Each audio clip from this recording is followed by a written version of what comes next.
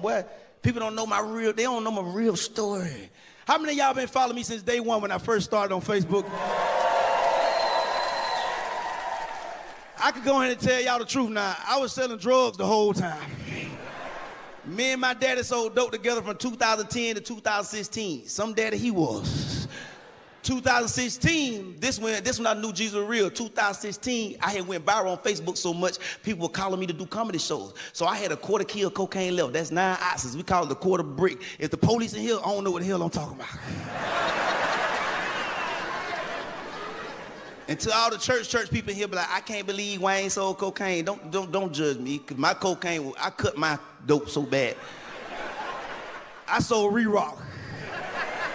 My dope so cut, my cousin got pulled over some one time. They say the dog pulled up and was confused. He be like, "Rrr." But 2016, I had a quarter kilo of cocaine left, man. I gave it away to all the dudes who were hustling for me. I said, you get 2 ounces, you get 3 ounces. I said, y'all can have it. I said, because y'all ain't even got to pay me, because God done came and got me. I said, he gonna come get you too. He just got me first. I gave it all away. I shook my daddy's hand. Went to my daddy's girlfriend, Nicole's house. I shook his hand. I said, Daddy, I quit. I see you on the other side. I'm legit now. That was January 2016. I quit. Don't clap yet. The next day, I was on the way to a show in Brunswick, Georgia. That's by Savannah, Georgia. Me and my brother heard a knock at the door. Guess who it was? The feds. I was like, God, you mustn't hear when I said I quit yesterday. I said, your angels in heaven ain't sending you the messages. But in order to be great, you got to be grateful. I wasn't complaining. I said, I'm glad God brought me this far. At least when I get out of prison, I'll be able to do comedy shows. I knew I was going to prison. I said, somebody don't snitch. I got trafficking cocaine. I'm finna get 10 years and do 5. I walked to the door with my hands behind my back. I got to the door, the federal agent said, are you Dwayne Coley? I said, yes. He said, we're looking for your dad, Vincent Coley. I said, oh, thank you, Jason.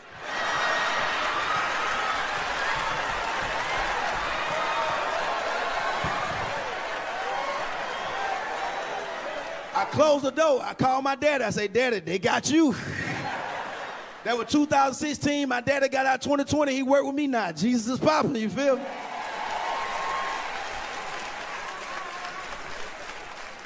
And when I was in the streets, one thing about it, I ain't never snitched. I ain't never snitched, never.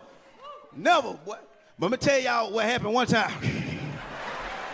Nah, I ain't snitched, but what happened, when I first graduated school, I had my oldest son, Tony, had my second son, Tamar, on the way. So all my friends were going to college and stuff, but I needed a job right then. My uncle was a big-time drug dealer. He had all the weed. He offered me a job. He said, nephew, I'll pay you $1,000 a week to ride me, go pick up my weed every week. I said, oh, thank you, God. He said, but if we get pulled over, you just take the charge. I said, hold up, what'd you say? He said, nah, he said, I'm out on parole, so if I take the charge, I'm going back to prison. But if you take the charge, it's your first time. They're gonna let you out on probation. I said, hold up, so you want me to ride with you every week to go pick up the weed, but we get pulled over, I take the charge, but you're gonna pay me $1,000, but I take the charge, it's gonna be my first time, they're gonna let me out on probation. He be like, yeah. I said, well, can you put that in parentheses or something?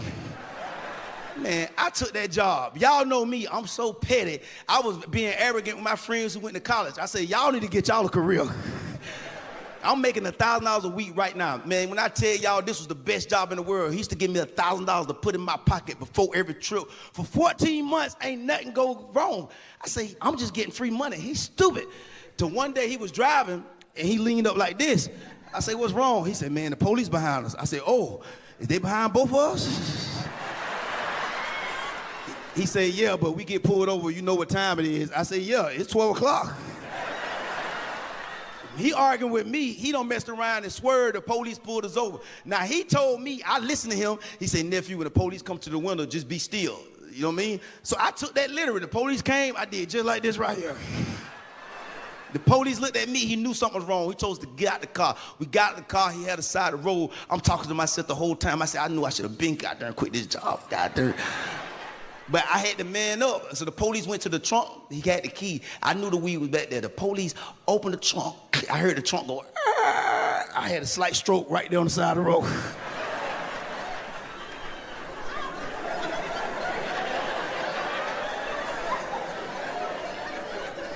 But I woke up. I had to man up. I had to tell myself, man, my uncle been paying me $1,000. I got $1,000 in my pocket right now for this trip. I can't punk out now. But this one the game changed. The police looked in the trunk. He said, whoa, y'all got pounds of marijuana and crack cocaine. I said, hold up, that one on my applications. He looking at me talking, everything good. No, the hell it ain't. This man said crack. We got to take this back. I said, you going to give me a 401k or something. Because even though I crack cocaine, you know, I'm green. I'm saying, well, it's my first time. They're going to let me out on probation. But this when the game changed again. The police said, woo, whoever on this is going to at least do 10 years in prison. I said, oh, my God. I reached in my pocket and got that $1,000 he had paid me for that trip. And I passed it to my uncle just like this right here. He looked at me, Thompson, what's up? I said, I quit. Police told us to get up. I stood up. I was jumping up and down like a free man, because I know I don't even work for that company over there no more. And so the police went to my uncle. He said, is this your pounds of marijuana, crack cocaine? My uncle shook his head, no. I said, oh, you shaking your head the wrong way, buddy.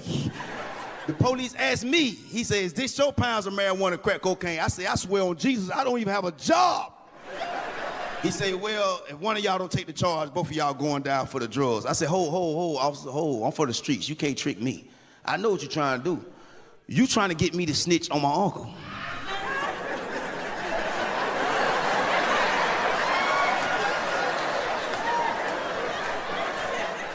He went to jail.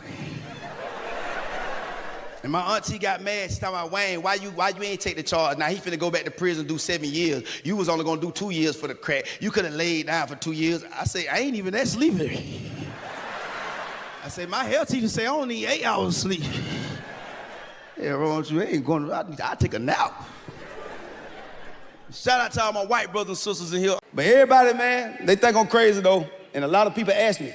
They ask me the same question, and I'm getting tired of giving the same answer, because it's like, they be like, Wayne, how you do everything you do? How you drop all them videos every day? How you move without Hollywood the way you move? How you had all them baby mamas and you still straight? And I tell everybody the secret, but they don't want to believe it.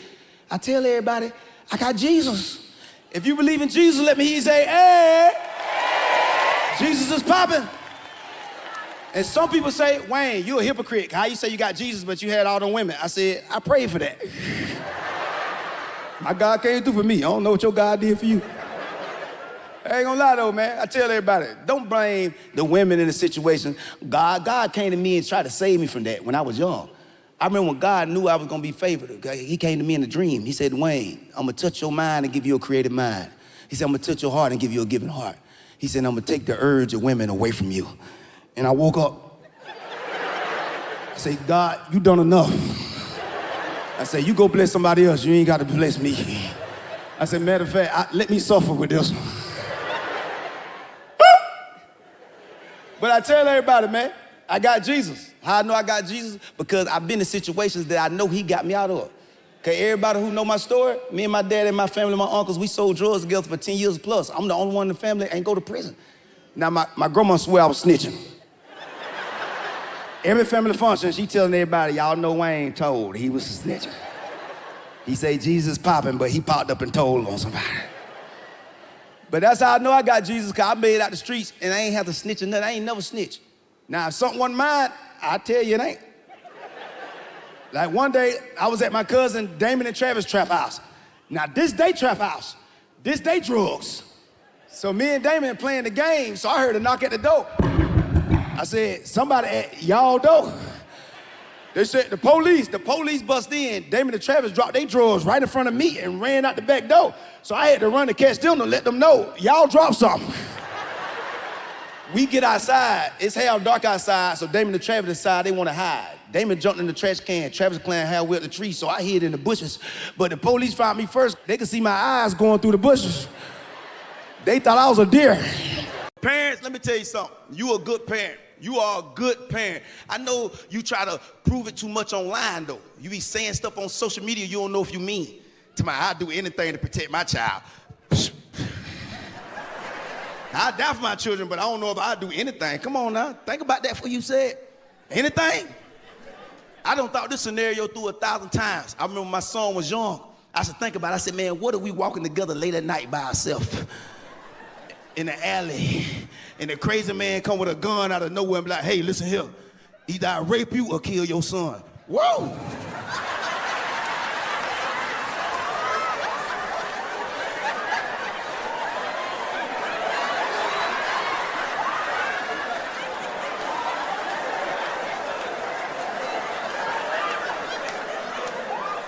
Junior, let me talk to you for a minute.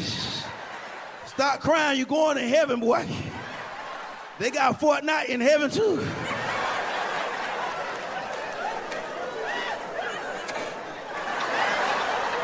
Hell, don't judge me, I got 10 kids, I can spare one. Oh, hey, you look, what you'll do, brother? That's right, hush, drink your drink. What y'all want me to do, get a rape so my son can stay alive? And what I'm gonna do at my funeral later on in life when I'm dead in the casket and he got up preaching time, so I remember when my daddy had bent over and took that, hey. I ain't take nothing, boy. I start lying to the people in this church. Then I'll be on my obituary like this right here. No, the hell I didn't. I keep it real, man. I say stuff y'all scared to say. When I first came up here with this red velvet suit, about 5 minutes in, I realized I made a bad choice. I feel like the inside of a cutlass right now.